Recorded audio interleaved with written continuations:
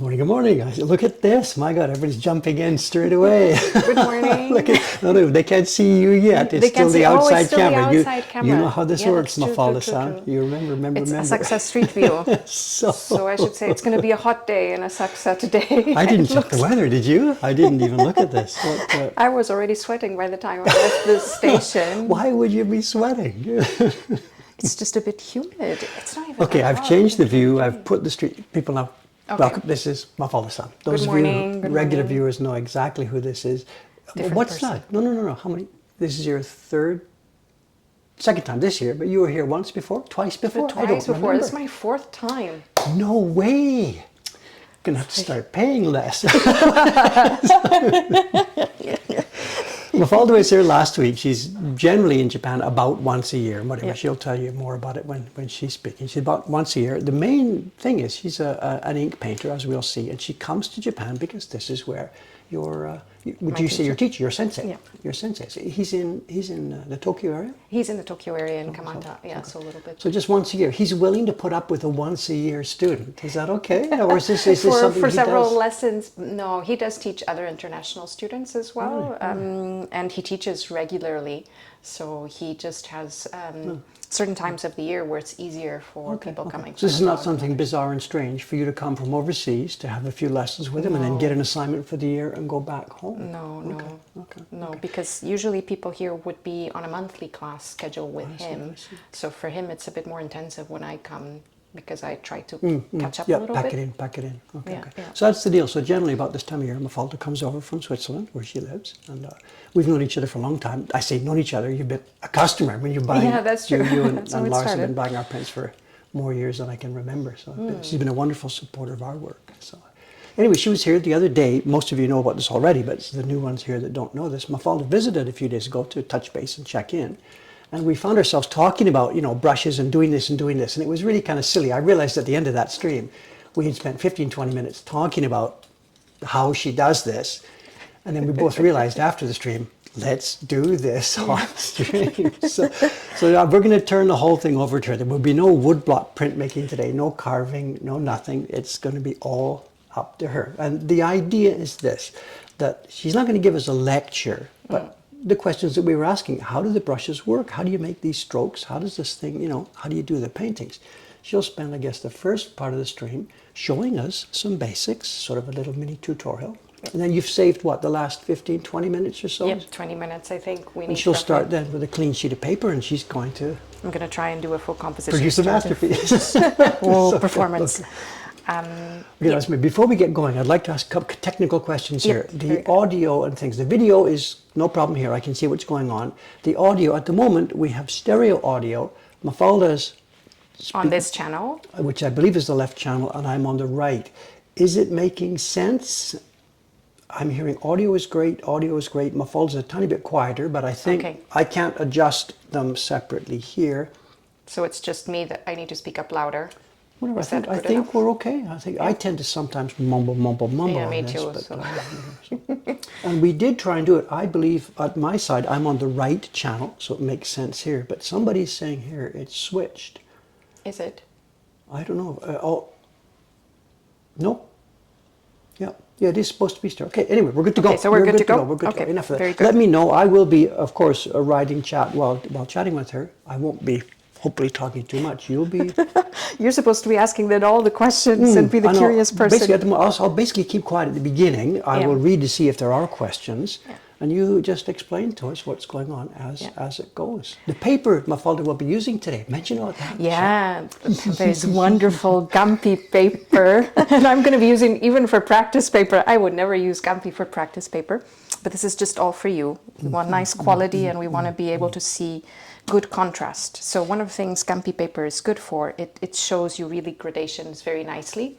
And it doesn't blur too much. So that will be also make it easier for me not to have too much control over how I load the brush. Yes, I'm curious about this. This Gampi paper is not sized actually. And when we use it ourselves, I print it to do my transfers and it doesn't blur. Gampi, I don't know if it's the combination of how much neri they use and the fiber itself, but Gampi has a natural gloss and it has kind of a little bit of a natural sizing feel to it.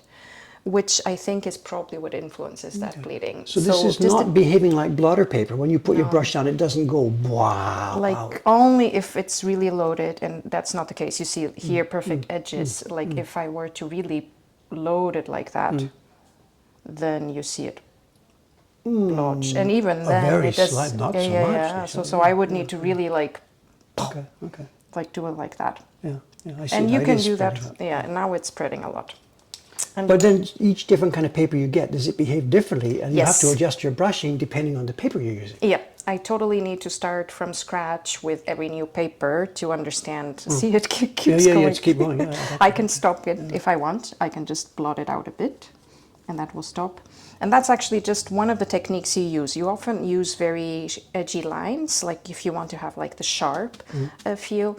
But sometimes you want to have a blurred look, and then you can. So you can even use then a different color within to create different effects. Blur on top of right? that, yeah. And then you cannot see it too much probably because I'm not sure how good you can see contrast when Okay, it's a such couple a of light fundamental weight. things. We've got questions coming in. What do we call what you are doing? So you can call what I'm doing in English ink wash painting because it's ink and water mixed together. The Japanese term is either sumi-e, ink image, or suibokuka, water ink painting. So both are possible. Suibokuka does use the word water, so it's a little bit closer to the wash and gradations that I tend to use. You can sometimes use as well colors, although today I'll be working only in monochrome. You always start by preparing your ink. I've done that before because that takes a little bit of time. You mean from a stick? You mean? From a Yeah, stick. yeah, yeah, Today yeah. we only have liquid ink. Bokuju, yeah. And this is a nice brand You're on, that's good. for Kanmei is a nice brand for sumie painting specifically. If you go to any calligraphy shop, they will actually recommend you this. Kaime. This yeah. is it. We use Kaime Bokuju ourselves. Yeah, Yes. yeah. So. So I always ask for the recommendation on what is for specific uses because they know that we're looking for gradations, not just pure black. Okay. And so usually... Oh, just pause 1 second. Yeah. This container you're using here, though, excuse me if I put it back in, this is a gray container. Now, the Kaime Bokuju we buy is in a black container, and it's not cut. It's really thick, rich black. Yeah. And you know the deal, the gray for the funeral. Yeah. Like you're supposed to use the color. Well, but this one is a bit different. You have two other colors at least. One is cha-iro, so a tea color, and that gives you a slight brown, a warm tint, okay, black warm ink. tint. And this one is a blue ink. So this will be a cooling. I already had the brown one at home, so this week I. But then, so bought this is one. not really the thickest, richest black, because the fact it's in a gray container, this is cut with water. So this is. It's You don't pretty think black. so? Okay. Pretty black. Okay, I have black Kaime upstairs, and it's We can compare. it's the blackness of outer space. Okay, whatever. But usually you'd start with you'd have your stone, you'd grind your ink, and then you have dilutions. Here today I prepared the purest black here, and then I have a dark gray and I have a lighter gray here so that I can mix as I need. Usually I have 3 brushes. Today I'll end up using no, I might use actually all 3. But typically you have one which is a big brush, and then you have one medium and one small, and they will do very different things. So for example, the biggest one you will use to create big leaves, and that can be either your bamboo leaf, or you can. She makes it look so simple. Or you can use it to create more surface. So a bamboo leaf, you use your brush very vertical, and you have to imagine that what you're doing is almost like a semicircle, a swing where the brush kind of goes into the paper and then comes out. So if you were to see it diagonally like this, and sometimes it goes a little bit sideways, but ideally you do want it to be pretty pretty flat line. It's funny you mention that because that's the way when we're doing the sizing, the people upstairs who are learning sizing, they tend to start at the beginning of the stroke and finish at the end of the stroke. And I'm trying to get them all the time. No, you start up in the air before you hit the paper. Exactly. Down you come and then you fly back up. It's the airplane, what do they call it? Touch and go. Yeah. And so it's the same thing, principle. same And you're not thing. supposed to stop or drag. Otherwise, that creates different effects. So if I stop here in the middle and then I leave, then you see the paper. But this will be create calligraphy. that. We do this in calligraphy all the time, of Exactly. course. Yeah, I see. But you can see how you can use this stroke. Because this brush is pretty big, you can also create other things, which is, for example, let me try to. You can use it to create a leaf. If I just actually go a different type of leaf, I go in, but then I get it flat. And then I'm covering Okay, it. so you blocked your camera. I blocked myself. Hey, do it again. Let me hold the paper if there's a Yeah. problem here. Yeah, Get your brush don't worry. ready. It's a bit too dry, I think that's the problem now. Don't a second. So, because it doesn't. So you It's where the roughness and character comes in. and Right? depends. Okay. Yeah, because then you could create like old leaves. Scratched up and yeah. Okay. Yeah, so things like that. So okay, and you can go in while it's wet and create something like that. So this brush is a very good one for contrast and for good strokes. It holds a bit of water, but not too much, and so that's also why the surface that it gives you. Just to make sure I understand what's going on. These are the same brushes exactly that somebody would buy in a shop to be doing calligraphy. with, Calligraphy, right? yeah, You don't so go to the fude. section to buy a calligraphy brush or a painting brush. They are the No, same. no. They're in the same corner Okay, of the okay. shop, and then it's up to you to kind of sort or ask for recommendation from the So staff. how would they differ? Some would be stiffer, some would be looser, more It's hair. the hair. What's So this one is goat hair, and it's pretty soft, it's pretty easy to kind of move. This one has a mix of goat and some other things. I think it has horse and something else. that would be stiffer, would it be? And that would be a little bit stiffer. But also the size gives you more control over what you can do. So if I were to do something, if I need something that's a little bit more detailed, let's say like I'm going to do a stroke which is wisteria, which we just had not too long ago. As a season, I need to get like 3 strokes, and I need them to have To make a one little petal. bit, Yeah, it's a bit more detail. And so I'm holding it a bit closer to the bottom as well, so you know that I can create like smaller, finer strokes if I need to. So, and this is already a bit too dry.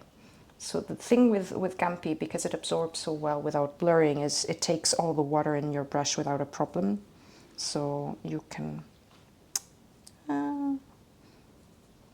see, this is a bit the same color. Not worrying too much about When you're contrast. working with a brush like this, when we do our printing, for example, if I'm in the middle of printing something and I get interrupted for 5 or 10 seconds, someone asks a question, I come back, things are dry and they don't work. Yep. And I interrupt you with a question. Is it the same thing? It spoils what you're doing, or does the brush just hold the water? It's no big deal. It will start to dry. It really depends on the weather.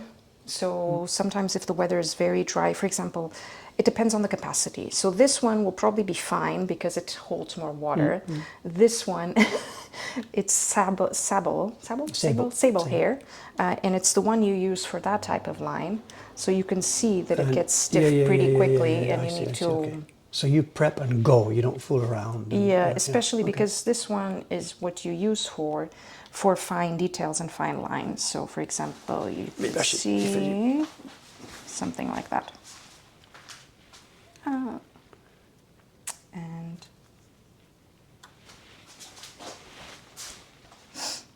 And this one you use for really small details. So if you want to do, for example, people's faces or expressions, you would use something like this type of brush.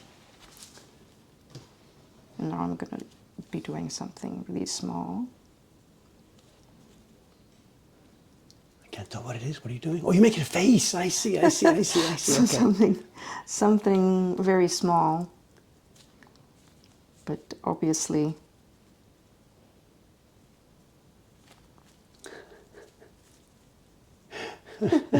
Okay, I proportions get it. are. Uh, But it's just to show that if you want to get really fine and really thin lines, this is the type of brush you'd use. But yes, it doesn't hold much water. That's not its purpose. So it can get dry pretty quickly. So what I was showing at the beginning in terms of strokes, you can have very wet, blurred, contrast, but you can also have the very, very dry type stroke. So far, I've worked mostly vertically, except when I was trying to demonstrate this one. But you can also work horizontally. And so if I were trying to do not bamboo leaves, but a bamboo stem, for example, I would... Then where are you going to draw? I'm not sure where the camera is. You're going to go over here, are you? Yep, I'm going to go Okay, over that's there. off camera. So just a Is minute. it? Okay, don't worry. We can move things. Okay. Tell me Yep, you're good to go. that would Yep, be yep, good yep. again. Yeah. And if I were doing whoops. The requests are, can you draw those faces upside down next time, please? Yeah, I know. Get turned. Yeah, that's a bit of the challenge of filming someone we're It's trying to okay, do it's something. Okay, we're happy just to see this. It's So fine. then here you work Right. flat. One. Yeah. Bingo, And, piece of bamboo. Oh, come on. That took you like boom, boom, boom, and it looks that's real. how it has to be, because It looks how fast real. does bamboo grow? The thing with sumi, now I'm going to be like... We're getting exclamation marks here. I mean, okay, just a minute. This is where someone like me, who it takes months to create what I do. We think about it, we conceive it, we start planning, and months later, But 8 we years to get finally that put we finally put our tool down, and there's my bamboo after 2 months. You know, to see you do this. Sorry, I'm sorry. I mean, I'm happy now. Dave's a happy camper. Just to see this, my God. Get another piece of paper. Come on, come on. Don't be so cheap here. Show us cleanly. Get another piece of paper. Yeah. So, but you work flat, or then you go back up. Yeah. Yeah, bamboo, to get there. Oh, my Wait a first- minute. Okay, for me, bamboo, like obviously, is one of the classic. When you go for your first lesson, maybe is That's it the bamboo first, leaves? Is it yeah. the first thing? Okay. So Sometimes is this it one of the doesn't. things? Come on, where like what you've just done for us now? Is this one of the things that, Dave, it looks simple, but it's taken me 35 years to get this far, or is it not that complicated? I mean, silly question. I'm sorry. Well, at the beginning, it takes you quite a while to get the quality, because. So let's try the stem again. So, and let's try to make it a little bit more vertical. So let's do it from here. So ideally, you always want it to disappear. Sorry, actually, that little corner is hidden. Sorry, just a minute. Let me get back here then. And you do the connections a bit, and it doesn't always need to be, no, let's wash it. I guess there's another aspect to this too. What me, the beginner here is seeing, oh my God, this looks like a perfect piece of bamboo. No. Mafalda's thinking, oh my God, I've embarrassed myself. Oh my God, if my teacher were watching now, he would be committing suicide or something like this. There's obviously different levels of what we see here. So now I could try The to point do is, it's something. never finished. I guess, you can study No. bamboo for 100 years, and like the hooks, I think, give me 10 more years and then I'll be able to draw it properly. And then it looks different every time. So this is, if you want to... It just looks so real, Mafalda. It's incredible. It looks so real. The thing with bamboo is that you cannot make it slowly, because if you work too slowly, it doesn't look real, because if you work too slowly, then it starts dragging, it starts blurring, and that's not bamboo. Okay. But is this, and just a minute now, is this just sort of coincidence that this little piece of hair, this aggregation of hair, happens to be able to create things that look real? Or is it our brains that are making up something that doesn't exist? I don't know. It's a mix of the two, but it's mostly our brain. So whenever I need to find a new subject for which there isn't an example in a book, I always need to sit and observe the subject and see how the subject move or how it's shape. And from that, I typically derive the brush stroke that I need. But sometimes you have to But then our brain doesn't need to see everything and doesn't need to connect everything. That's why in sumie very often you see spaces between Just strokes. suggesting stuff. Because it's just suggesting, and your brain does fill everything in between. Yeah. I'm not going to ask you to do this now, but just as a theoretical question, that if you were asked, posed, your teacher said one day, draw me X, X meaning something that had never been drawn before by this kind of a brush, it would then be a struggle, I guess. It wouldn't come out naturally, or is this brush so capable that it could do anything? I mean, it's a vague question, I'm sorry. But I mean, brushes and bamboo stems have been together now for thousands of years. So I'm gonna risk and say you can do anything, provided you have enough time to figure out, internalize what you're doing. Yeah, okay. I'm trying to think of an example of something that I would have done. I'm not trying to put you on the spot. Like, it's just to show us the stuff that you're doing. Yeah, I'm not. There's no point in jumping into challenge. So bamboo, think about it grows quickly, it stops, and then it goes quickly, because where it stops is where the knot of the bamboo is going to be, and then the next growth. And then the leaves, typically leaves will grow from here, from where the connections are, you get the new. But in this case, it's a pretty big bamboo, so we can put leaves coming from the top, from wherever we want. Let's not worry too much about connections.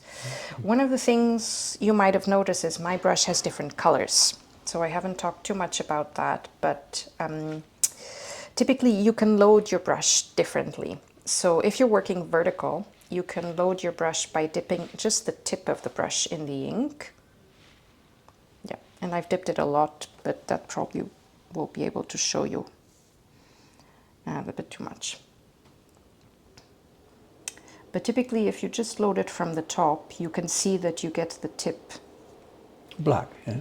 It's black and sharp. Yeah, and then at the edges, it will be lighter. Fuzzier, yeah, okay. Yeah, and as I use the brush through, that will kind of disappear. Here you only see it at the very tip. Yeah. So. Yeah. So obviously, the bit by bit, the liquid is disappearing. The leaves get fainter and fainter. Yeah. And this is a bit a way of cleaning the brush if I don't want to get the pot too dirty. Huh? But if I don't want to get the pot of water too dirty right now, if I use up the ink, it will disappear. Then you can load on both sides of the brush like this. You can just drag. Wait, we're doing it off. I'm moving back and forth. One sec. So here on the plate, if you drag it horizontally on one side, and this is liquid ink, so it's going to be way too much. The stone would not bring so much. Oh, if it was stickier. Yeah. Okay. So the idea would be, and I don't know if this is going to work, but the idea would be that it's too dark. Let's keep going a bit and see where we get.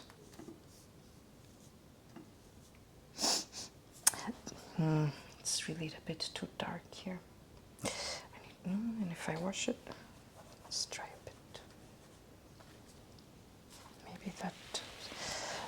You can see that what it would create is that the black is now on the outside, and then you have a lighter color inside of the bamboo leaf.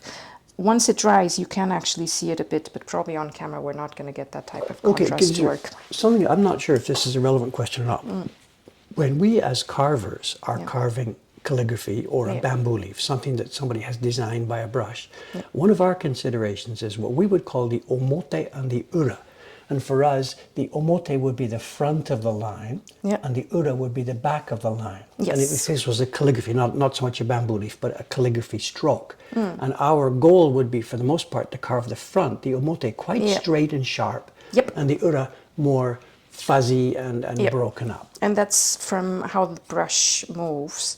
So, because if you were to... So do we see that here? Is that this outside line is sharper and the inside line is more broken up? A little bit, but for bamboo, because you're supposed to work very flat. There's no difference between the two sides. Both are supposed to be a little bit flat, but obviously you do see it because you don't always manage to hold it perfectly vertical.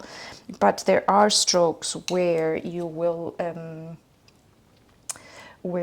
see that effect. So for example, let me see if I can do this.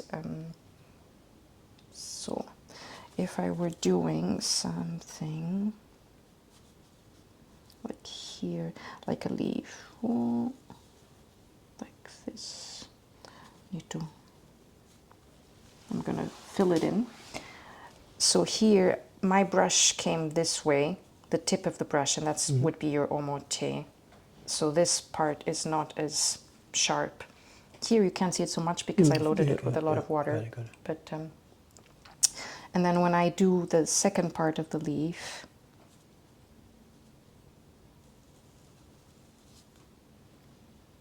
I let it go a bit too long. But in this case, my omote was actually in the center, and that was intentional. So I was looking for this type of shape, which is more like a camellia type leaf. And so here, when I do this stroke, I will start here, I would get it flat and then lift. And then here I would start actually, because I want to get the center line, then I would start again and lift this way. Yeah. When you're first training this, I think you said you started with bamboo. Is that the classic thing? Everybody Classic. starts with bamboo or whatever? You can start with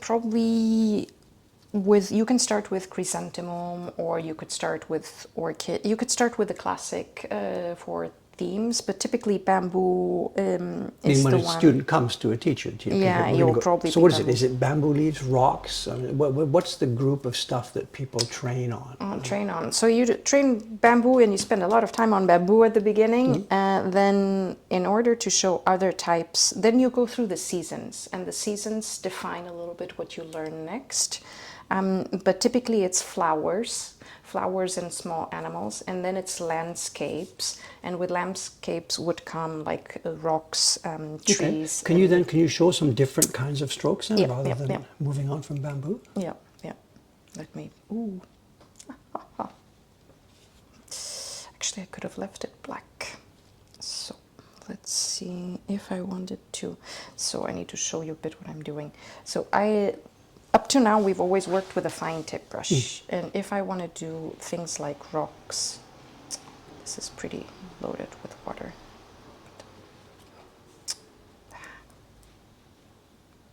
At some point, I will need to use Dave as my brush holder. Actually, they can't see it, but Water replacement. she's got a...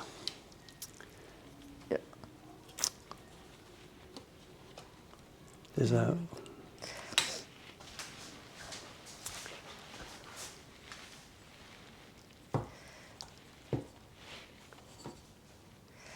So if you're going for rocks, sorry, like the way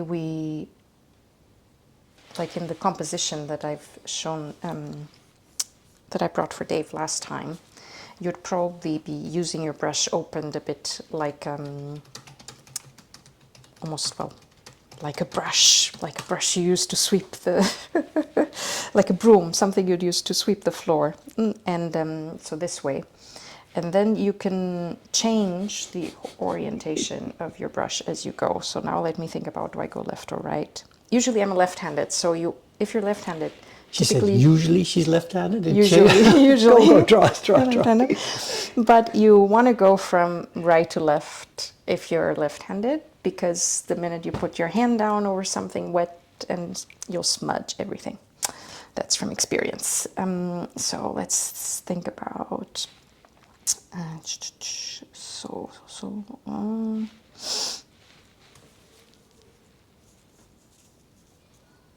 this is still too wet. Huh?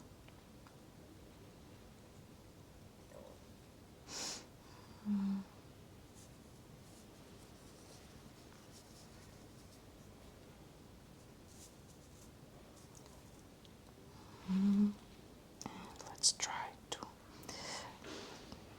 I can create like some structure.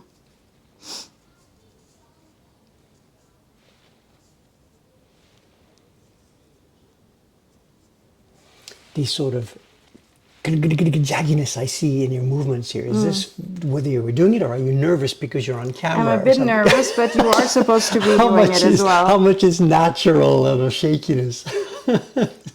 So it's a bit of both, because you always need to move with energy. And if you don't have the energy, then you don't get a good structure. But you need to kind of imagine a bit how the stone is going to look, and that's not easy to do a bit on camera because you're a little bit. So with rocks, you want like jagged type strokes, and you have to think: is it going to be a flat stone or is it going to be a jagged stone? But there's always like there's always some structure with. It's not just random, of course. Yeah. So. So it's not very round. So like if you're thinking about a rock doesn't go like a wiggly line, right? It does have some edges. So you typically move more or less Sharp and rough. sharp and rough, but almost like in stepwise. And then you can actually color. Once you do that, you can actually color the structure. So for example, She didn't do what I expected her to do here. When I said let's go onto rocks and stuff, what I assumed she would do is start like with a vertical cliff, drawing from the top, down, down, down. There's a mountain or something. But no, we've got flat ground with a piece of rock on it, didn't we? well, because I looked at my bamboo and what's where I left is fit, space and stuff. Yeah, no, and I'm let's just think what I could laughing fit. out loud, so. But you can start with very distant mountains as well. If you think about mountains, right? Mountains can be done, for example, you can have like pretty flat mountains. This is in the distance type. No, please don't worry about using paper. No. You're sort of being so careful about using a really little bit of white space. But That's the I get it. But for us to clearly see what you're doing, so flat, and this line should have been a bit horizontal, but you can also then do something a bit at the back.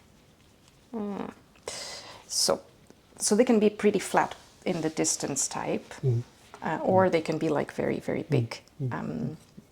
But here I just wanted to demonstrate how you could use the brush this way. Keep quiet, yeah. It's the same type of opening that you would use for water strokes. So for example, if I were to do water, I would do also something a bit like that with a very light color. And if I want to do and if I want to add just a tiny bit of detail, like with shorelines, you then add a little bit of, while it's still wet, just a little bit of color to get.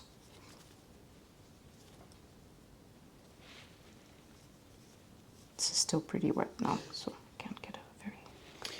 What's another question too then while you're doing that? Is this stuff, you it's can all keep on it- dry paper to start with. You don't moisten the paper before you start, You do, right? sometimes. Really? Yeah, so everything I've demonstrated so far is on dry paper, but you can work, I could paint... Wet on wet, or is I it could do wet on wet. I could do like, to do details of the mountain, like a bit, a structure behind. Okay. I could... While the previous strokes are still wet, While you're it's still putting wet, extra you can stuff add on like, it. Okay, you can all right, add like right. details. But would there be some cases then where you would let this dry first and then Yeah. come back to add strokes like Yeah. this? Okay.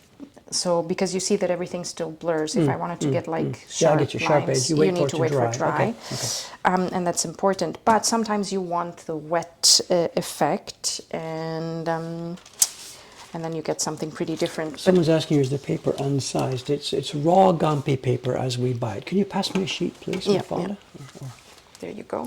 This is raw Gampi paper. It's not sold for printmaking use at all whatsoever. It's sold for exactly the use we're seeing it here. It goes to calligraphy teachers or people doing ink painting.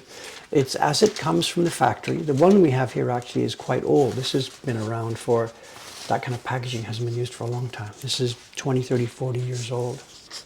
And this is exactly how it comes. And any sizing that exists is not sizing that somebody would have been put on afterwards. It would be as the paper is being made and rocked, there could be material in there. Maybe the neddy, when it was couched, could act as a partial size. We started, maybe you weren't here at the beginning, she showed us, it will feather, it will, what's the word? Act like blotting Blur, paper yeah. if you make it. But if you move fairly quickly, it just gives you your clean strokes. So if we use wet paper? Well, let me try. Well, it's okay. I was just asking. You don't have to demonstrate everything I ask. No problem. If it's we're here with dry paper. Don't sweat it. You know. No, So for I'm more interested in seeing these different objects. How do you do bigger- leaves? How do you do rocks? How do you do stuff like this? This I think is. So for bigger rocks, cliffs, like for example, there you would start by you could start by coming from the top and going down, for example, like this is not as big a brush. Usually for the big rock or big cliff, you would have a much bigger brush, or you'd sometimes use actually this one, the hake brush, the flat one, because you can see that if I were to move here, then I get a huge surface, right? And with this one, the only way I can do it is pretty much by kind of trying to move the brush across a bit. And So I was asking about printing on this paper. This paper is not in any way useful for woodblock printing at all. It's much too thin. It has no body. We wouldn't be able to put pigment in it. It's very much usable in the Chinese printmaking tradition, which is why that tradition diverged from the Japanese. Well, the other way around, actually. We couldn't get registration. We couldn't get deep color. There's no way this is useful for printmaking. so let's try something like that, and then so here you can imagine that I would have like a big cliff, and because I don't have too much surface, I could just wet the paper a bit, and then while the paper is still wet, then I would create like some structure inside, and I can fan out and create different, or I can wait for it to dry, and then I can go again Put with that type highlights, of stroke, and then work around the edges to create. And where you have holes, typically that you can have water, and then you can start creating like things like plants or trees, which a different type of stroke, I'm going to use my hands, is when you twist the brush. What are you doing? What? I just twisted the brush completely. Like typically you have a fat tip, but I would usually do it in a place that's flat, and I would just rotate it until I have something really broken. You're breaking the tip, breaking the structure. Yeah. Okay. And Shows then that. with that, I can do... I see, it's all... Okay, go ahead.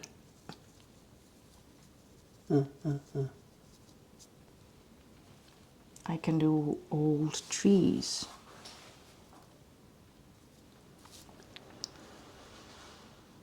This one's still pretty wet. Because you can see that it goes... If it's wet, it goes back to its shape.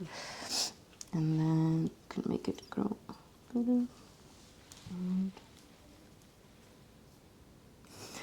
This is pretty... And then once you've gotten more or less the effect you want, you can make it like with a good tip again, and you can do like, you go back to the fanned out type, and then you can do, and then you do fine details, which take a long time, but that would be, for example... Okay, seeing you do this and these branches and stuff, there's a question that might not be a fair question, and then just ignore it if it's not suitable. People here are mentioning the Bob Ross connection to what we're doing here. We're seeing somebody paint and look at this, and it seems quiet and relaxed and stuff like that. And I mentioned back at the beginning that bamboo happened bang, bang in one stroke, and it looked realistic. How much of what you see on the paper is coming out because you're thinking, I want to make that stroke, that needle, that one? How much is pre-planned, and how much comes out of the brush as a sort of a happy accident thing? It's not a clearly yes or no answer, obviously, but no. How much of what you're doing is planned? Well, not much, other than I know where the stroke starts and more or less direction where it wants to go, but... And you know what kind of thing is going to come out? But for example... Did you know that tree was going to have a cleft trunk, or it came out as a happy accident? I knew that it was going to look kind of Old that and way, gnarled, old, okay. and but I thought it would come out a bit drier, so that was I didn't think it Interesting. would Okay, come okay. that wet. But for then the example. next question would then be, presumably the more experience, the Yeah. older you get, the more you know in advance what's going to come out. But Yeah. is that necessarily a good thing? You know, when it becomes totally pre-planned and totally controlled, doesn't that lose the core? There seems to be a paradox here. The better you get at it, the less freedom there is. I mean, the more control comes, but is that really what you want? But you become faster, and so you lose the control again. So, You mean you let go? exactly, I think so, because you know that that's what you're. If you're trying to paint very detailed stuff, then you want control. But if you're trying to paint an old tree, you can't have too much control, otherwise it's not going to look There's a nice. paradox involved here. I'm not being sarcastic at all at you. There really, really seems to be a paradox. Dave lives in a world where we try and control absolutely everything. Mafalda's world clearly is very, very different from this. Yeah. But the more experienced you get, you sit down in front of a piece of paper. What I want to see is something that an experienced master of this art created. Yeah. And that implies this person is controlling the process. And yet it seems paradoxically that's not what you want.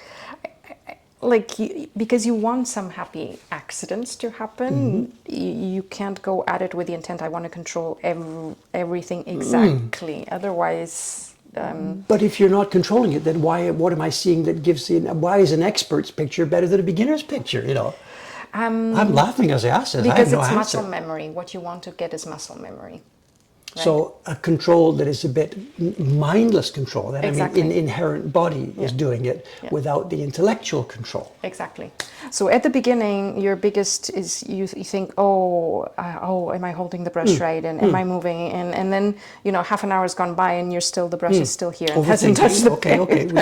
yeah. And then it's like you touch it, and you're like, oh my god, that was horrible, wasn't it? And But that's you what keep practice and repetition is all about. Okay. No, I begin to see a you path cannot through this think. paradox. You Okay, cannot I get think it. while you're painting, and if you do, you end up ruining the whole thing. So maybe then to try to simplify the question, at the beginning we are really consciously trying to do this, but the goal would be, again, as much as there's a goal, to get so good at it that you don't have to think about this anymore. Yeah, and I think in Okay. So it does exactly. make sense. An expert does bring something to this that the beginner doesn't have, obviously, but we don't calculate it. Okay, all right.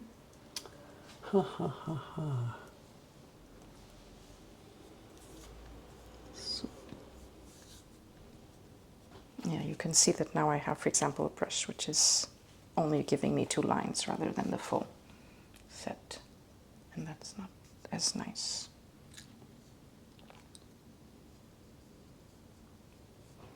But you can see more or less where you kind of would be going with Could you this. turn it so the camera can see it from it? We've seen this upside because down. everybody's seeing it upside down. Upside down, Yeah. So not a The masterpiece. bamboo leaves didn't matter. but Yeah, it starts to make more sense. Okay. And if this were part of a larger composition, whatever, we would understand the scale. Yeah. Okay, I get it. typically you'd understand because you place things with contrast and details a bit in the foreground, and then you add things Composition, in the composition. You'd add other things in the background. In this case, for example, here, what I could do, let me see the color that I have. If I work this way.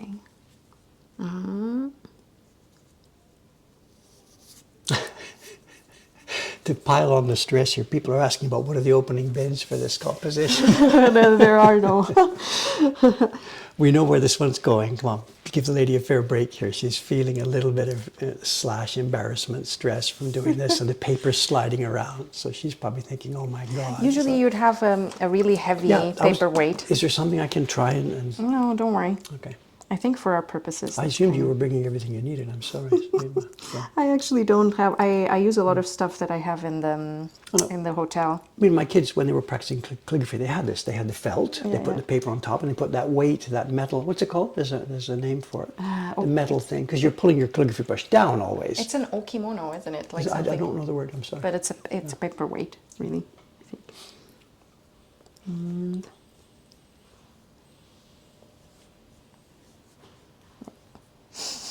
So sometimes what I would do is I actually rotate the paper as I work if I know that I want to go in a certain direction, because straight lines are very difficult and you can't move from the wrist. So you would have to kind of do them with your whole body. Okay, well then I'm going to interrupt you with a question there, because this is my number one question that I had meant to ask you during this stream sometime.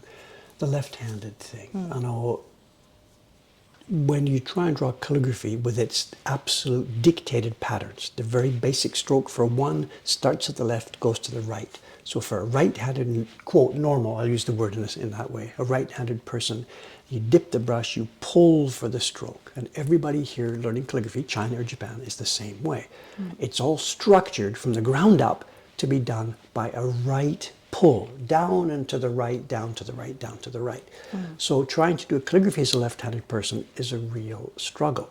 Now, we're not doing calligraphy today. We're doing mountains and trees. So do you, and this is absolutely a serious, interesting question, do you structure your images so that you don't have to push from the left, so that you can pull from the right? I mean, if you could do mirror calligraphy, you'd be the happiest lady in town. But when you're making pictures, you're building it. So do you do your trees so that your left hand can pull across the paper instead of pushing? I try to. So You whenever build the possible. world. So at the beginning, in the first year, actually, it took a while for it to hit. That certain strokes were very difficult for me because I was moving in very awkward ways.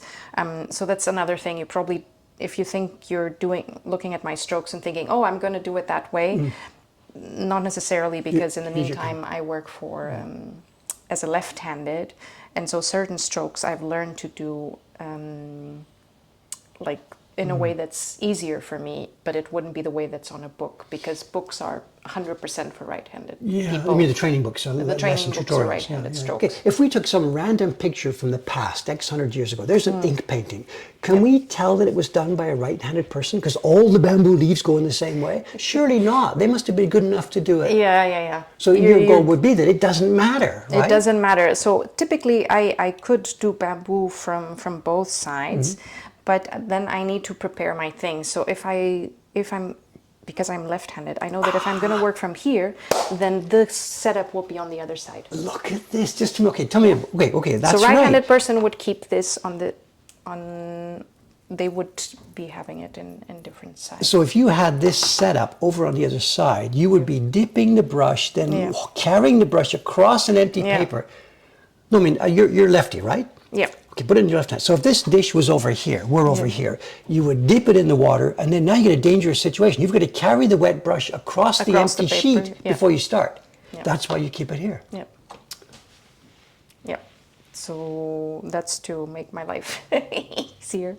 But you could see that if I'm trying to do then a bamboo at the edge of the sheet here, you can see how unhappy accidents are going to happen, because I'm just going to throw everything out there. Interesting. It's so dependent on the handedness. Totally dependent. Yeah. But I can switch, but then I need to move things around the table to do the strokes. How are we on time? It's 8:47. We have 40 minutes left. Oh, you want to keep? How much time do you want to keep at the end for doing the picture? Are there questions? I've been feeding any question that I've noticed that was relevant. Okay. If there are specific questions from Mafalda, put them in. So what do you want, the last 30 minutes to do a picture, or the last 20 minutes? Or we can go over time, it doesn't matter. Maybe let's try to do that. Let's try to do a full composition. If I go back to what I've showed before, so today I did think about a composition. We have technically we have 40 minutes left. I wasn't thinking about a show and tell today. We're just going to stay with this. It makes no sense to kick her out and show Woodblock prints. So now you can see the contrast. See, now that it's dried, now you can see the black, the perfect black on the outside. You can do that, and then on this dry one, you can go back now and put some highlights on that. Yeah. You wouldn't, but Okay. But here you can see that's preparation of the brush, right? And here you can see that was the tip loading. There is another way of loading the brush in the center, but you can't do it here. With the inkstone, you really don't have this pool. You have much lighter. So you could load with one streak of black in the center of the brush, and then you get like just a fine line through the center of the bamboo leaf. So Someone's asking, is this now waterproof, this sort of quote, finished, unquote picture? Yes, once the ink is dry, it is in the paper. I will wet it 20 to 30 times and it will not run anymore once it finishes drying. Wait. You see me dip the prints sometimes in water to take them off a backing sheet. And it wouldn't run, it wouldn't spoil it. No, Really? No. Well, that's. No, I'm not challenging you. Just the question was here, how waterproof is it? Really? Because that's what you do. Yeah. Now we're seeing what looks like ink running, but we're just seeing wet paper, the difference in color here. Okay. And But when look, it dries, that will still be white. Yeah. Yeah. I got you. Yeah. Because that's how you prepare scrolls. So when you do a scroll, you get it all wet and you put like face down, you the put paste and you put a second layer of paper and then flatten the whole thing. Okay. So, and nothing will blur. Really? It doesn't make sense, actually. I'm sorry, No, but we would expect it to blur all over the place. Yeah. But it doesn't. The only exception is when you use watercolors. Some watercolors will not be very good at being fixed. And that might create a problem for you when you assemble it. It's the same as us when we're washing prints. Okay. Yeah. So, but if it's good Sumi ink, it should not run. Does Mafalda have a recommendation for beginner books, tutorials? Is there something that you could mention?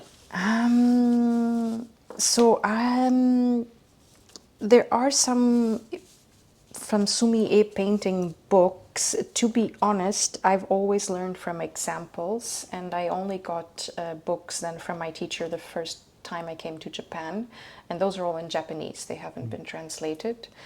But that's because I was looking for his technique. But just to pause that, when you get a tutorial book, is it going to be talk, or is it just simply page after page of pictures that you copy? It's page after page of pictures, and it shows you the order of the strokes. Okay, but somebody without a teacher, somebody out there, they need some kind of explanation, like what do you do with the brushes?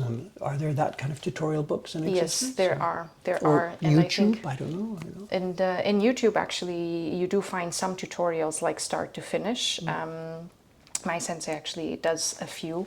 Some are more complicated than others. But typically there's, if you find like Sumi-e painting, you will find at least some basic beginner books. I think Tuttle Publishing actually has maybe a couple of them, which if it's the only access you have, I think that's what. So there's no single classic recommendation for everybody. No. Just there's a very famous book which is the Mustard Seed Garden, the Chinese one, which was considered the Bible of ink painting. But what you will find, it is good for you to see examples, but they talk about how they do the strokes. They don't always show the order and how you place the brush. And so if you're a real beginner, I don't think that might be the right type of book for you. So I think, probably I would say in English, I would probably try. And sometimes you have in different languages. I know that there's like a German language book with some beginner techniques. They're always like in every language, like maybe 1 or 2 books. But if you want to get the more advanced stuff, you always have to come either to the Chinese or Japanese books. Somebody, it's John, always on the stream, he has pointed out that I actually have a metal paperweight here. That's true. Will that do the job? I don't know. I think so. It should work perfectly. This is heavy. So it's a chocolate egg for John. Hey, she's giving out my stash.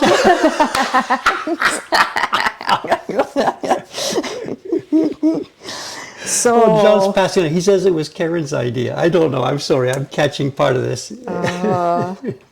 So wait, are we still practicing different kinds of strokes now? Or are you going to make a picture? No, I'm going to try and make a picture. Okay. Let's try and make a picture. Then I will basically keep quiet and watch. I might, if there are questions that we think you can answer without... Would you want us to keep quiet? Or No. Can we answer light questions? I can answer light questions. So no deep philosophical stuff for the moment. Just, what did you do? Let's try. Basically, I will now try and keep quiet. She's going to do something. Ladies and gentlemen. I actually now need to prepare my ink again because we've been doing so much that I actually just ran out of the stuff. And let's try to do that again and see how much I have. This is so much fun. Hontoni Mafalda, thanks for doing this. I don't know if you're feeling, stressed because it's performance and live, whatever, but I'm really, really enjoying this. I'm very happy that you're willing to be a good sport and do this. Thank you Well, very it's much. a little bit like, how can I say, like, you feel like your strokes are not natural, and then you worry a little bit about Because them. you're, I know, talking. Yeah, I know, and but then we all the understand more this. you We all understand it. and then the more you worry, you know, with sumie, the more it will show. So that's what I said. So thanks for being a good sport with this. But it's okay. It's okay. So I don't think I will produce any masterpieces today. Let's put it that way. But let's do our best.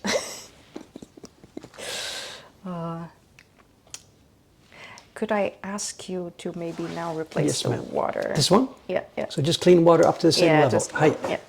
Thank you.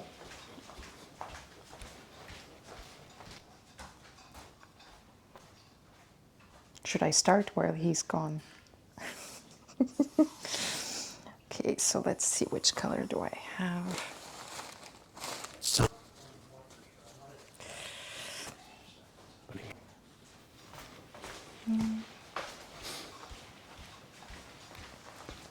So, thank you. This actually needs to. Let's put it here.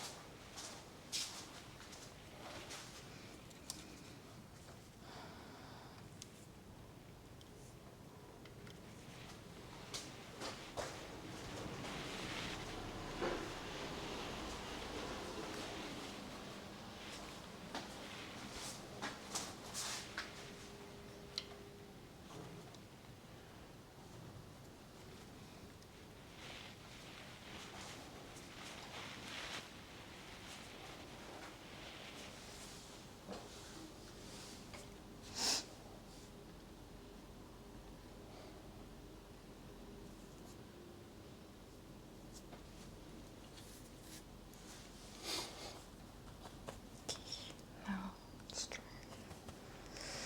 How did I? So now let's rotate the paper because I'm going to be working right to left. So I can rotate my block as well if I want to make sure that the strokes really, land. do masters do that? No? I think real Really? masters probably don't do it, but if I don't want to risk too much, Okay. then I will try to do that. So tell me if I've gone like No, you're, I'll off. cover that. I am going to be working here in this corner. Okay. So it's nothing new.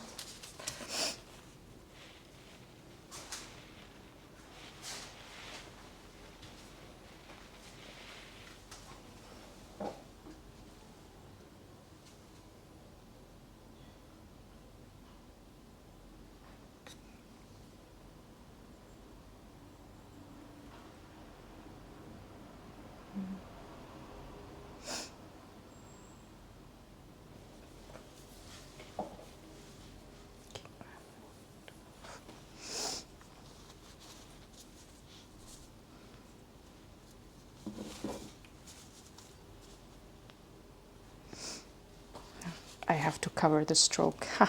Just go naturally. Don't worry about it.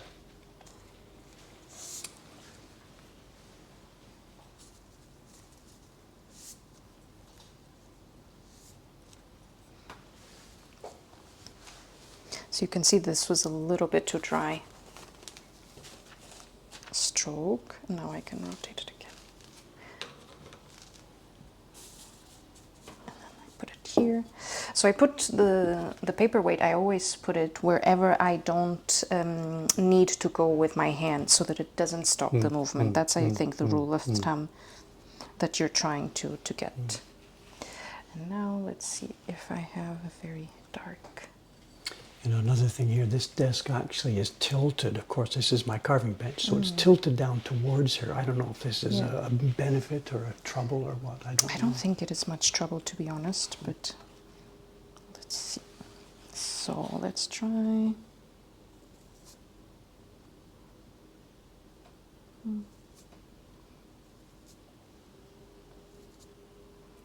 So you might have noticed that I always work in groups for bamboo, in groups of uneven leaves. So you can work in groups usually of 3 or 5, but you never do bamboo 1, 2, 1, 2. Like you never use even numbers. Is this for a physical reason or a psychological, I mean, a language reason? Or like we don't put things in groups of 4 in Japanese because the number 4 sounds like she, sounds like death. Is that the kind of thing you mean? Or are you talking about a visual? Sometimes, like you wouldn't have like 4, but it's visually it's more pleasing always to have like an uneven But in the number. real world, does bamboo grow? Okay, never mind. Yeah. Okay. In the real world, you will see sometimes 2 leaves, but usually it grows 1, 2. It grows around. Okay. It grows around the Learning about things to look for in these pictures. So.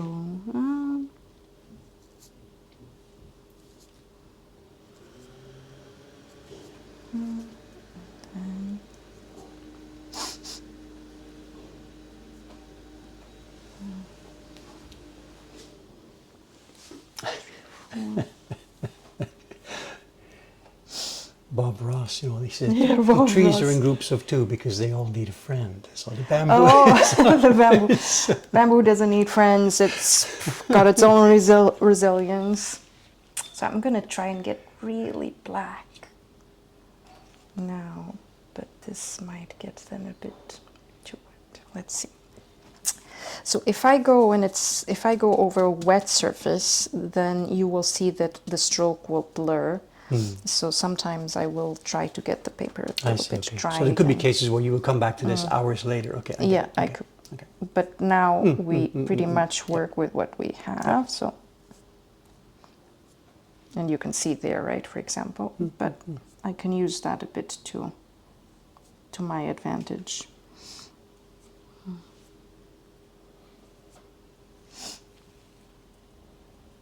And the brush is starting to get very dry. I'm moving very quickly, so you can see that the edge disappears. For us, that's the magic, you know. So where do I go? See, I'm always thinking. You can still see that I'm thinking. Huh? Is that a negative, or is that a bug or a feature? It's a bug with me. But I think always Give her think 50 too more much. years. Exactly.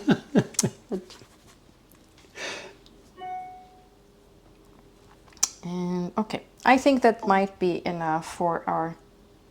You're the boss. We're just watching here. And then we don't have much time for big connections, but could add like a few.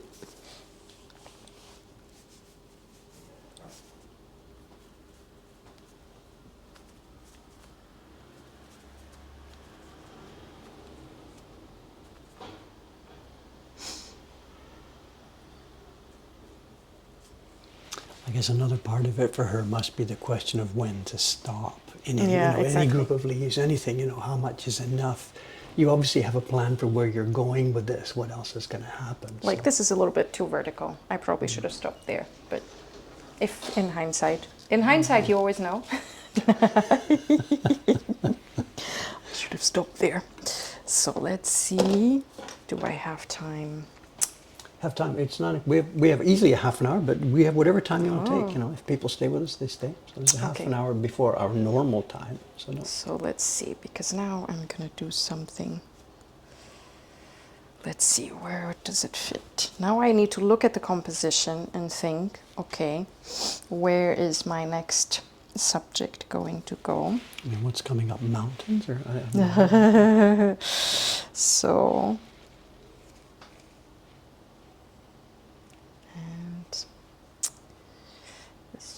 Work. This one I can leave a bit aside.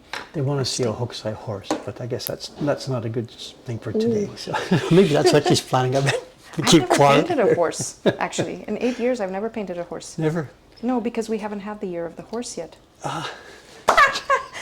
My learning goes with the zodiac. So the prescribed animals in lessons are always the zodiac animals.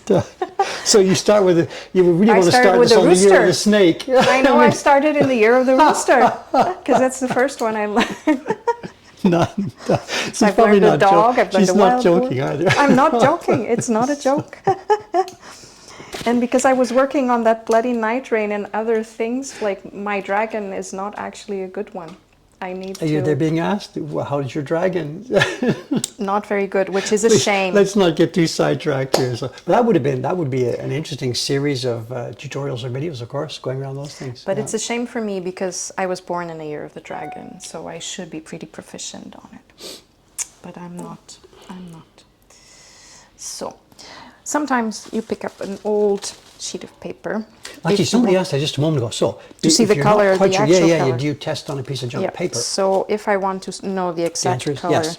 the answer is absolutely yes. Because you want to make sure that if you are working on a final composition, that you do have the right color. So let's see.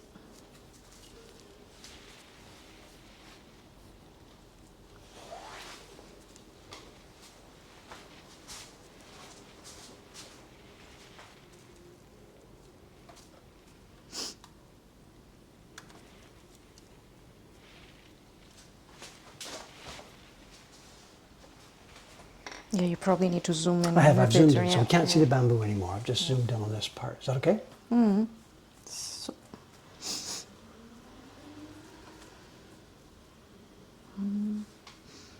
so let's see. What is Now I have to picture where it's going to go.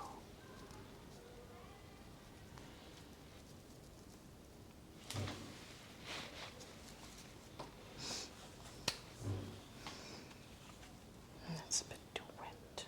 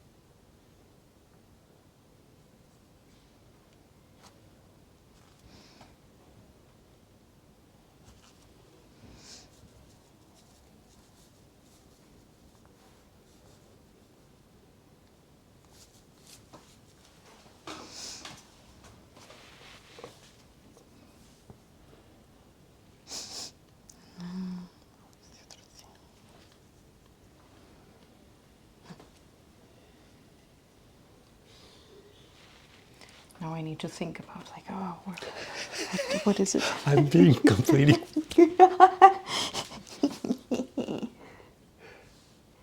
So, They are very, very quiet out there. People are obviously clearly, there's days when David's work is boring, so there's too much chat. Today the chat is very, very quiet, which tells us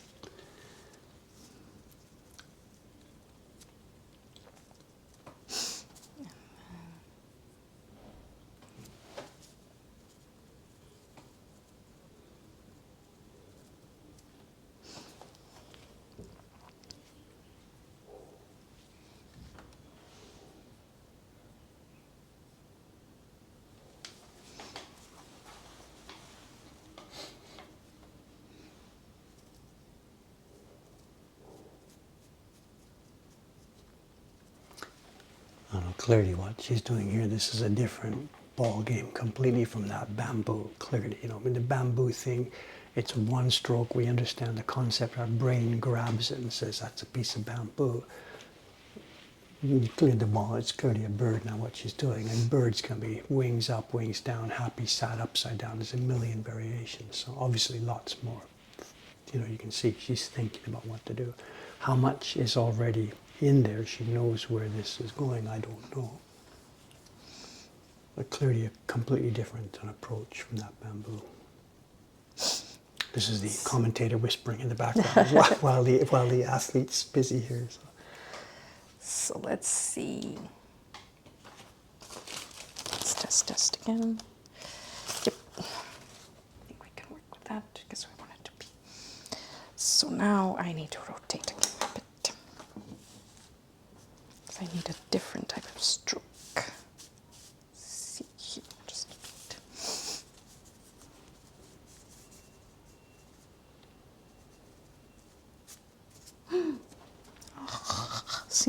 No happy accident. I will have to do something about that later.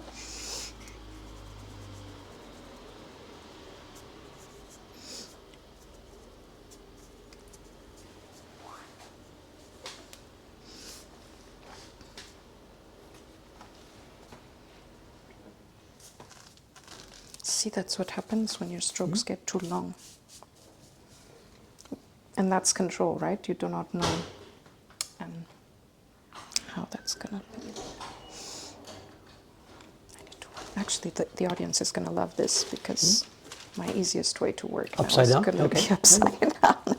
Just have to make sure we stay on camera here. Hang on a sec. Am I still on No, camera? it's Is my the job, bird- not yours. Relax.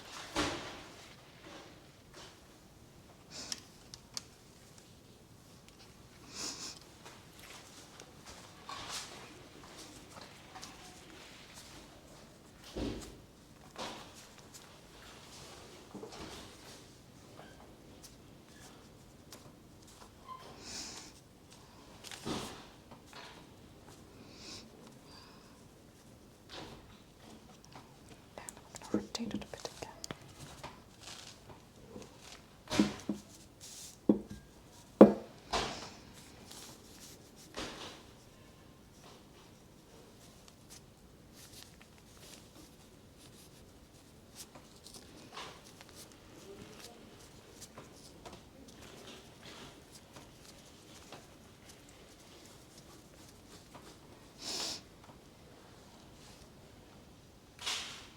So let's see if we can blur it. People on the stream saying, thank you for this, don't thank you me. This lady was willing to come and do this, you know. So all I did was turn on the camera. So let's see, because it's still a bit wet, so I can actually fix it a tiny little bit. What do you mean, fix it?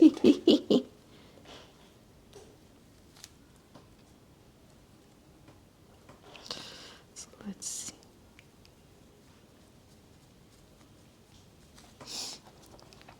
Like this. We've had the comment a couple of times. People like, it's like watching magic.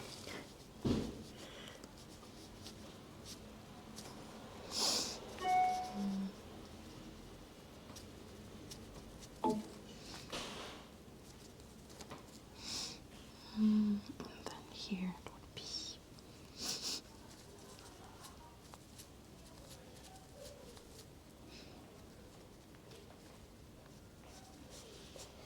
That whole question we mentioned, when to stop, you know, this is crazy. I'm looking at everything and saying, that's probably enough, isn't that enough? Oops, she does more. That's probably enough, isn't it enough? You know, That's that probably really, that's got to be one of the biggest things in your life. Almost every stroke. Do I need this, or should I stop, or is Should this I enough? stop, or You is know? this enough? Yeah, I remember reading somewhere for some ultimate sumi. There's just, I don't know, you sit there and one stroke and, okay, that's enough. You know, I can't improve this anymore, you know. You still need to get the shape of the bird. Well, we need to get a recognizable object, yes, of course. So that's a bit the... How much is enough, though? Interesting.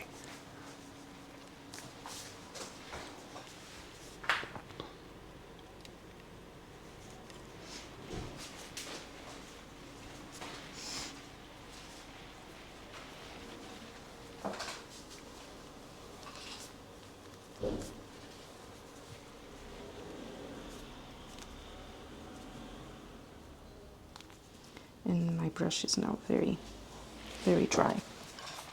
But let's see. Now it's not yet done. It's almost done.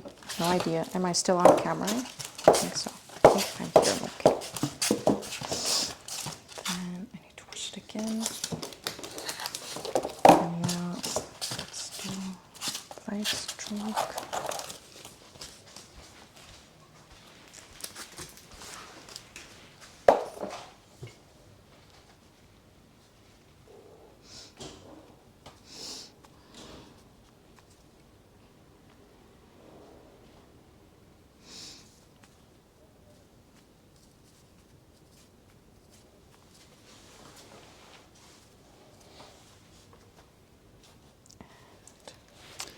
somebody asked earlier, it's gone now, so I don't know who it was, but they asked, do you yourself do streaming? And if not, when do you going to start? I mean, no, absolutely not sarcastic at all. People are really enjoying this. I'm enjoying this. This is clearly a thing. And whether it's for, promotional use or whatever, I mean, you obviously have an Instagram, you're public with this, so would you consider streaming at some point? I would consider actually streaming at some point, but I honestly, I think it really depends on what the purpose would be. I think it would have to be to do stuff that I'm meant to be working on anyway, and then, but it has to be stuff that then I could work, while I'm online. So I don't think I would do, and also for the scale, like I can't do a big scroll. So, but I mean, streaming on your real work actually at the beginning wouldn't, I think, make much sense. Your work is large, and also the stress of doing this in offsite. So sketchbook, for example, work. So just streaming with, semi-tutorials. Here, today we're going to talk about how blah, blah, blah, So that could be... Anyway, and I'm not the only person asking about this, So...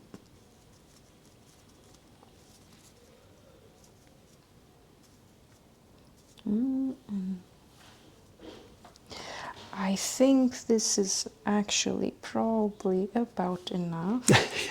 When to stop. When to stop.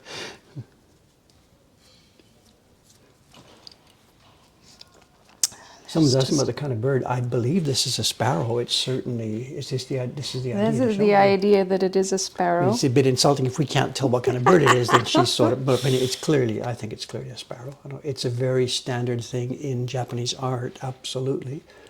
In fact, even in our own, just a moment ago here, I went to grab a couple. We have woodblock prints with this kind of sparrow. I don't have one that matches what she's done with a sparrow and bamboo, but we do have, when she's finished, we'll put them on the table so you can sort of see. So because people have been asking, could we make a woodblock print out of what she's drawn here? And yes and no, there's two kinds of approaches. One approach would be not to make actually a woodblock print, but to make a replica of the painting. And you give me 50 pieces of wood, one for the grey, one for the grey wash, one for the grey wash, one for the grey wash. We could, with woodblock, replicate this. In the old days, in Hiroshige's time, that's not the approach that was taken. The idea, the drawing would come from the artist, and then it will be woodblockified. Again, I'll show you a couple of examples at the end of the stream here. So you would have the same concept. There would be bamboo, there would be a bird, there would be a certain mood, but it wouldn't look like a brush painting. It would clearly be a woodblock print. So to replicate this as a woodblock print would simply, it wouldn't be worth the point. 50 woodblocks and weeks of work. So I've worked differently because I think if I was trying to think, someone's going to make a woodblock out of this, then I would be working just with lines. Yeah, exactly. I would probably just use almost this type of brush unless I needed surface. Yes. And then you'd ignore gradation. Of course. But because I was trying to create something interesting for people to look at on the stream, then we go to town on all the all the gradations.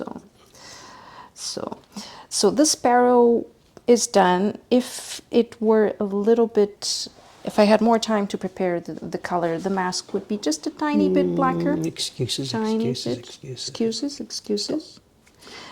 So the thing you can also think, like when people ask pupil, the eye, the pupil. Can you correct things in sumie? At the beginning, it's like you throw a lot of things away, but actually the basic rule you have to think about is always work like I did today from the lightest ink to the darkest ink, and that's the safest way to work because you can cover up. Exactly. Wait a minute, that's Hiroshi Yoshida. He talked about this 70 years ago.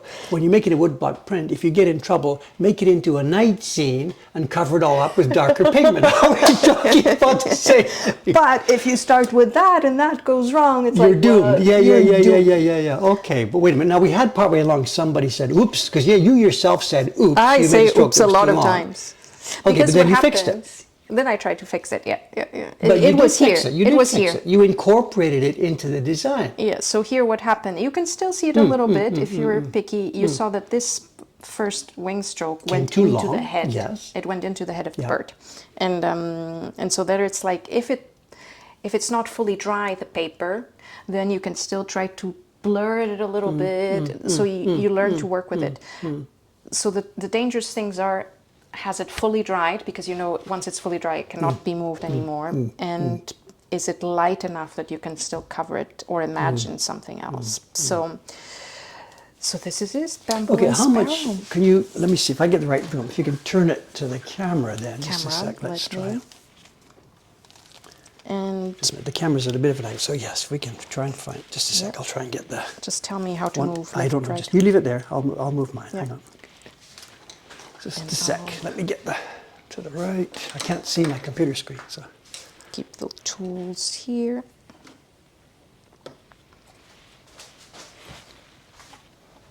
This one's clean. So often what happens when you're working is that your hands will get smudgier and do tell. bloodier. And at some point you lose track of where you are in the painting and you forgot that something is still wet, and then you hit it with Oh, with your hand, you mean? You dirty here, your hands, camera's and over you're here. like, ah. So do you then make that part of the picture? I mean, You have to, or you throw it away. throw it away. There's only two ways to go. Either you can imagine it to be something else. So Okay, how much of what we're looking at then, again, it's maybe going to be hard to verbalize this. You knew when you sat down you were going to do bird and bamboo, obviously. Yep. Like you did Yep. the bamboo.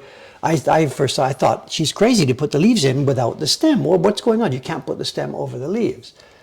So you knew what was going to happen, that there was going to be a stem on the right-hand side. Yeah. And that you obviously knew there was going to be a bird in here. yeah, but I don't know how each of the strokes Well, that was my lands. next question. How much of what we're seeing then is the pre-planned part? And it might be difficult to verbalize this. Or, So I knew exactly that there were going to be light and the bamboo stem, and that there were going to be dark leaves. How they were going to land, whether they're going to be a bit more to the right or to the left, I don't know. And then based on how the strokes land, I adapt the next ones. So it's not like I would knew that the 3 leaves would be exactly here, because I kind of look and adapt. Like for example, these two, they actually look a little bit almost too parallel, two on top of each other. Ideally, again, asymmetry always rules, so they probably should have been a little bit more Symmetry rules. fixed. What? Asymmetry rules. Asymmetry, okay. Asymmetry. So in Asian ink painting, always asymmetric. And then you always want to have a pleasing line. Where do you place then the bird, based on how things move? The composition, you mean? The composition. So you want your eye, if you look at this composition, ideally you want your eye to see the nice things. So you would probably go this way.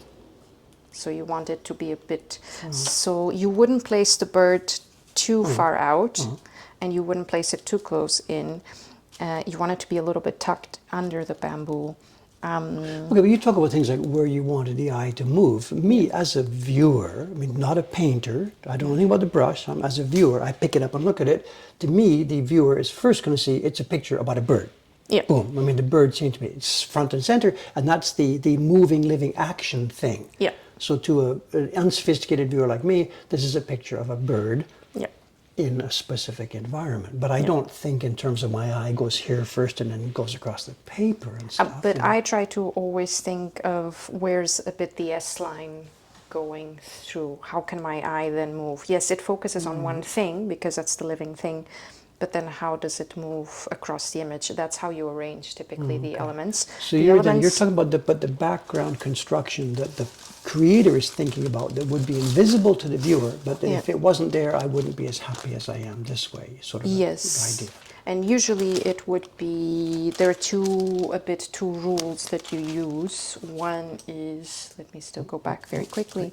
One is that you always use like a bit like a triangle, an asymmetric triangle. We're So talking you about would- composition here. Composition. Okay. You would put elements around the edges of the triangle, Uh-huh. and you can rotate the triangle. It can be horizontal or vertical, but you would never. It would never be Okay. equal, or it would never be a And square. it would be an odd number. It You're would always talking be an odd triangles, number. not So 4. yeah. And so that's a little bit what you're trying to do here. And although here actually you could say that this Like I could said, have there is contributed. 4, you know. Yeah. In this one, you have 1, 2, And that dark note at the bottom Yeah. is the 4th. Yeah. 3, 4. Okay. And then another line is basically where does your eye move? Like think about like, is there an S line that you want to follow? and then your elements can very often be placed along the line. So if I were thinking about the rock here, right, and if I want people to look at the tree, but then I want people to look at something else, then maybe I put something else around here. I think about. Okay, when you're tomorrow, whatever afternoon, you're going to visit your teacher. You're going to be bringing some stuff that you've done. Does he look at this and does he then talk in these terms? Mafalda, look, you've missed the triangle here, or stuff like that. Or is that what the lessons are about? No. Usually he would. I would put it back. Was here, like this. Usually we would be looking at simplifying ideas for composition, and then we would be looking at the balance of the composition in terms of placing the actual elements. So like, oh no, I don't think that element should be there. I think that element should be closer. Okay. To Is this it fair area. then to ask you to do this? I think so, because I'm not. If you were showing this to your teacher this afternoon, now that you've finished this, how do you think, and I'm not, getting on at you, this is spectacular work, we're all blown away by this, but how possibly do you think he might criticize this? Is it okay to ask you that? Well, of course. I think, for example, my brush was very, very dry. I should have had a little bit more gray ink here. Like you want to have these dry areas because they give you the impression that it's very bright, that it's a very bright day, and that's why you can light. But you don't want it to be so bright that there's no structure left in the bamboo. So here there should have been more water on the brush. And I could have gone back and prepared my brush better again, also so that this doesn't look too dry. But it's okay because in the summertime... Because that looks like, to me, this part here has much more character than something like this. I mean, I would sort of rather see this kind of stuff. I think if it's here... It's too much, you mean? Yeah, might be a bit too much, but maybe that's just my impression. I think here, for example, here it's too light. This should have been a tiny bit darker. And here the stroke is too empty, so I probably should have added a bit of color. Because then you can see that it's the bird and the wing, but there should be like here a bit more differentiation. You mean a bit more differentiation, more body. structure to see the body of the wing. And I can't correct those things. I could add like that was my next question. You could actually some of this you could go back. I could go back and add. But I was going back and back and back. I mean, it's going to be overthinking, I guess, at some point. And because here it was more difficult to prepare the contrast, usually I would have had a slightly darker gray here, but I would have a much darker gray here in the head and the shoulder of the bird. This gray looks too close almost to this gray, and that's not how it works. And if you think of a sparrow, it has a deep brown head. So this sort of thing actually could go on endlessly. There's no way you could say that this is a perfect picture. No. I mean, an experienced teacher will always be able to find some way to help you take this forward and take this forward. Yeah, and I think, and you yourself know what,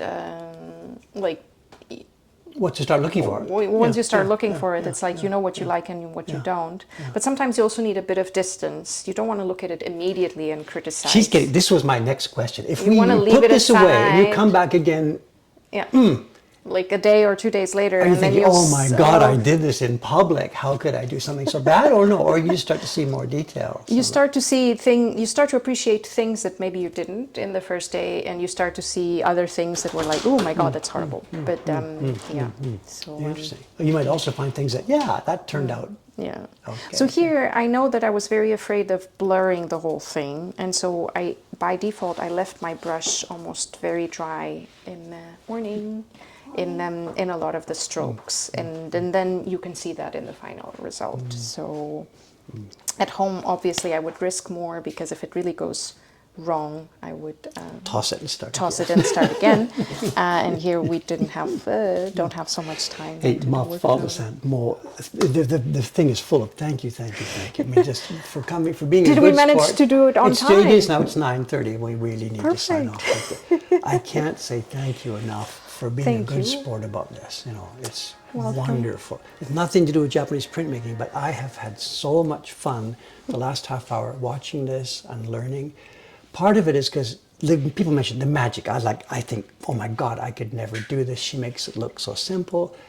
We get that it's not, that it's training. You've done this many, many, many, many times. So, Yeah, and I think, and still today, I see that I could go back to bamboo and practice more. It will become more beautiful every time, because muscle memory is so much. the more you put into it, the more you get out of it. So, and I think that's the beauty of the Okay, and then of the clearly technique. today, because we are talking and thinking, this really has not helped you do a good natural picture, obviously. You know, I mean, there's a whole rational level a little of bit of playing on top. nervousness and tension. You're not Yeah. relaxed like when When we don't you're need at to make home. that excuse, the thing looks So- fabulous. So. Oh, thank you. Thank We you, are everyone. going to sign off. I have no idea. People are already asking, when are we going to do this again? I mean, you're heading off to Kanagawa, and you said before that, Kanazawa. you know, whenever, Yeah. next year, well, let's book it Next right now. year, Let's yeah, book it for sure. this year. Next year, this lady's back, you know. If you have requests, we're taking requests.